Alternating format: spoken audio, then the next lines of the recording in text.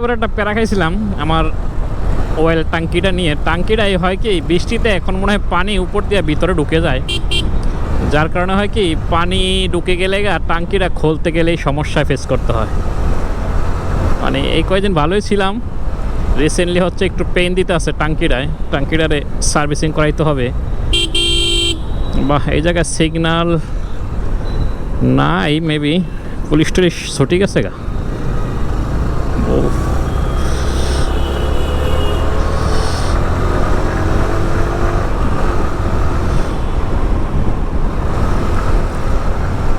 ও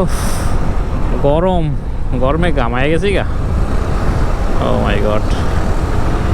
তো এখন অলরেডি 9টা বেজে গেছে, আর আমিও এখনও ঢাকা থেকে বের হইতে পারলাম না। হাওয়ায় মাত্র রওনা দিলাম, বাসা থেকে 5 মিনিট বাইক রাইড করলাম।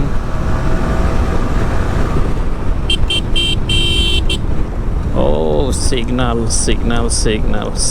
মেবি পুলিশ নাই, মেবি যে যার মতো যাচ্ছে। আমি আর এখানে বাদ থাকতে লাভ নাই। এই হলো অবস্থা। বিজয় সরণি চলে আসছি। বিজয় সরণি আজকে অনেকদিন পর সিঙ্গেল রাইড করতেছি, যে আমি একা। কারণ পিলিয়ন শহর রাইড করতে করতে শরীরের মানে ব্যথা হয়ে গেছে, দাঁড়া সিনামিনা। দীর্ঘদিন পরে সিঙ্গেল রাইড করতেছি, আর সিঙ্গেল রাইড আজকাল সিঙ্গেল রাইডটাই হবে শরীয়তপুরের উদ্দেশ্যে। তো বেসিক্যালি যেহেতু এই প্রথম ঈদের সময় সিঙ্গেল রাইড করে শরীয়তপুর যাচ্ছি,